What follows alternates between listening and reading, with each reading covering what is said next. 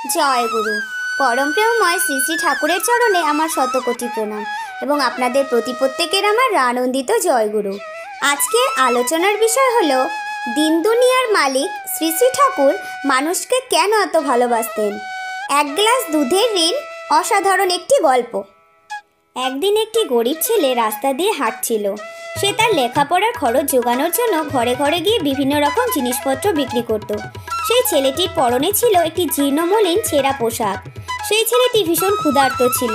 ছেলেটি ভাবল, এরপর যে বাড়িতে যাবে সেই বাড়িতে কিছু খাবার চাইবে। সে যখন একটি বাড়িতে গেল খাবার আশা নিয়ে, তখন সে বাড়ি থেকে একটি মেয়ে বেরিয়ে এলো। ছেলেটি মেয়েটিকে খাবারের কথা বলতে ভীষণ ভয় পাচ্ছিল। সে খাবার কথা না বলে এক গ্লাস জল চাইল। সে মেয়েটির ছেলেটিকে দেখে বুঝতে এক ফোঁটাও দেরি হলো না সে যে ক্ষুধার্ত। তাই মেয়েটি ছেলেটিকে এক গ্লাস দুধ দিলেন। তখন সেই ছেলেটি মেয়েটিকে বলল, এই এক গ্লাস দুধের জন্য আপনাকে কত টাকা দিতে হবে? তখন সে মেয়েটি বলে উঠল, তোমাকে কোনো কিছুই দিতে হবে না। তখন ছেলেটি বলল, আমার মা আমাকে খুব ভালোবাসেন। আমার মা বলেন কারো করুণার দান নিতে নেই, তবে আমি আপনাকে মনের অন্তর থেকে অনেক অনেক ধন্যবাদ দিচ্ছি। সেই ছেলেটির নাম ছিল শ্যামকে। ছেলেটি যখন দুধ খেয়ে ওই বাড়ি থেকে বেরিয়ে এলো, তখন সে শারীরিক দিক থেকে একটু উন্নত বোধ করতে লাগলো। তাছাড়া তার ভগবানের প্রতি ছিল অগাধ বিশ্বাস ও ভালোবাসা। এইভাবে অনেক বছর কেটে গেল। ওইদিকে মেয়েটি অনেক মারাত্মক অসুখে আক্রান্ত হয়ে পড়ে। স্থানীয় ডাক্তাররা অনেক চেষ্টা করেও তাকে সুস্থ করতে ব্যর্থ হন। তখন তাকে ট্রান্সফার করা হলো শহরের এক নামিদামি হাসপাতালে। সেখানে দুর্লভ ও মারাত্মক রোগ নিয়ে গবেষণা করা হয়। ওখানকারই এক ডাক্তার শ্যামকে ওই মেয়েটির দায়িত্ব দেওয়া হলো।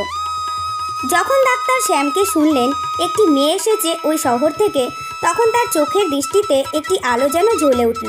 তখন তিনি তাড়াতাড়ি সেই মেয়েটিকে দেখতে গেলেন। ওয়াশরুমে ঢুকেই ডাক্তার শ্যামকে মেয়েটিকে দেখে চিনতে পেরে গেলেন। তখন তিনি মনে মনে সিদ্ধান্ত নিলেন, যে করেই হোক তিনি তাকে বাঁচাবেন। ওই দিন থেকেই ডক্টর শ্যামকে ওই মেয়েটির আলাদাভাবে যত্ন নেওয়া শুরু করলেন। অনেক চেষ্টার পর মেয়েটিকে বাঁচানো সম্ভব হলো। তখন ডক্টর শ্যামকে ওই মেয়েটির হাসপাতালের অ্যাকাউন্টে মেয়েটির বিল জমা করতে বললেন, কারণ তার সই ছাড়া ওই বিল কার্যকর হবে না। ডক্টর শ্যামকে ওই বিলের নিচের দিকে জানি কিছু লিখে দিলেন আর সেই মেয়েটির কাছে পাঠিয়ে দিলেন।